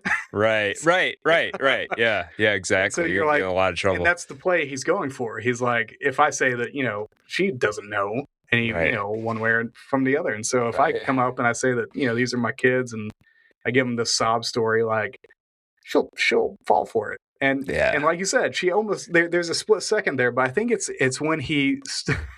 I love the fact that he starts telling the love-hate story again, and she just cuts it off. Yeah, it's really She's like, it's like basically like the unspoken fuck you, like you're not who you say you are. Right. No, I love that. It's so and then good. She catches him on the you think they floated up for Parkersburg in a 10-foot skiff? Because the way he describes it is that's how they must have gone, and like clearly that didn't happen. They must have come. So she's immediately suspicious. She's great. Yeah, and then Lillian Gish, I mean, like, she's, like you said, she's from the silent era. Like, this is one of those, like, in some ways, this film is like one of those transfer moments, like where you're getting from the classics of the 30s and 40s, and you're going into the new Hollywood, right? 60s and 70s. Like this is one of those crux movies, I think, in a lot of ways. That's a good point. There's some interesting cases that can be made that there's specific movies along the way that kind of point out we're using the people from the first period of golden Hollywood, and we're shifting them into this new realm of like, what can we actually do with the storytelling? And then Robert Mitchum goes on to work into the 1990s, right? So it's like, he's this sort of portal to the silent films in a way. Exactly. Yeah. I think we covered one of his last movies. He's in Dead Man. Have you ever seen that with Johnny Depp? Oh, I love Dead Man. Yeah. I forgot that's Robert. Wait, who's he's the boss, the big boss. So. Okay. He actually orders Dickinson. the hit, out on Johnny Depp, and so like they're all kind of running because he orchestrated this. Like, I want this guy dead. Yeah. Oh, I love that movie. Yeah. And Blake, when you were talking about that, I was realizing, so this wasn't pre-code. This is during the code. Yeah, this is during the code. So this is it's kind of amazing. Yeah. The code wouldn't fall apart until probably a decade later. Right. Right. Yeah. Yeah, I mean, it's all pretty. They're doing a really good job of implying all of it. Like, one of the things that cracked me up was so you get the legs of the woman he killed, but he goes to like a striptease. Harry Powell does, and he's watching some woman do a 1920s 30s kind of striptease thing, and he's just getting angrier and angrier. But then there's a moment where the switchblade just sticks up out of his pocket. Yeah, and it's like that's cracked me up so hard. Yeah. But that was almost even more effective. Interestingly enough, to me, I feel like by having to like in a modern film, they would have gone more explicit than that. He would have had an erection or something, right? Or he would have jerked off in the bathroom or something. Yeah. But this was like twinning it with violence at the same time. Like it actually like works better than being just allowed to do the R-rated thing. I guess. I mean, la petit mort. I mean, sex is death. It's right. Total death. Right. Exactly. Yeah. So I thought that moment was hilarious, but I also was like, it's actually a pretty good insight into like what's going on with this guy's head. Yeah. Well, and I would make the case that and don't hear me wrong. The code had its failures in a lot of ways, but artistry can work and do some really marvelous things within constraints. Oh yeah. And so the fact that they can do those suggestive items and it work in some ways better than less strict code enforcement it's pretty telling. I mean that you're able to like you have to work within the system, and it's why one of the writers I like to read, actually a friend of as well as David Zoll, and he talks about he loves Curb Your Enthusiasm, but he said the problem is that Seinfeld is so much better, and that they had to work within the confines of primetime television. Right. And so they had to do everything in their power to suggest, to be subtle, to subvert all these things. And Curb Your Enthusiasm has its fans, but Seinfeld is known by all. Right. So he said there's something to be said for that, and that you're able to like work within confines and find that creative outlet in order to get what you need to do. Yeah, I mean I totally believe that. I think like just come up with if you're a creative person trying to work on something, just make up constraints if you don't already have them. Exactly. Just like, I'm going to do this, but I can't do this. I can't do this one thing I always do. Let's see what happens. It's really interesting. Yeah. And it's a pain in the ass, but sure. Yeah. you get there if you work hard enough at it. For sure. Yeah. There's great examples in all sort of genres of art of people who, some kind of constraint. The one that I always think about is the sort of Johnny Cash's band, the Tennessee Three or whatever. I mean, the reason they sounded like that is because they weren't good. Like, and so like they came up with something like sticking a card in the guitar strings so it would sound a little bit like a snare drum, and then it ended up sounding like a train. If they would have been good, they would have never come up with that. And so, yeah. And that's not to say you should master your instrument for sure, but interesting things can come out of like odd shortcomings. You don't need to like punk music is a thing, and that for sure. Yeah.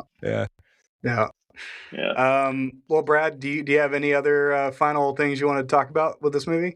I feel like we hit a lot of this stuff. I mean, if somebody's out there and they haven't watched it, definitely do. And literally you can just watch it for shot composition and contrast.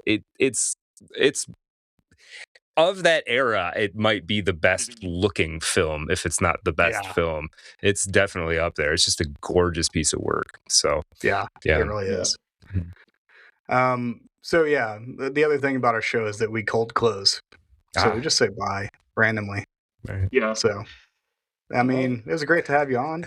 Yeah, it was really good. Yeah, and thanks for having go me. out and read The Earth in Dark. It's available on Amazon, but please buy it through his website. And House of Sleep.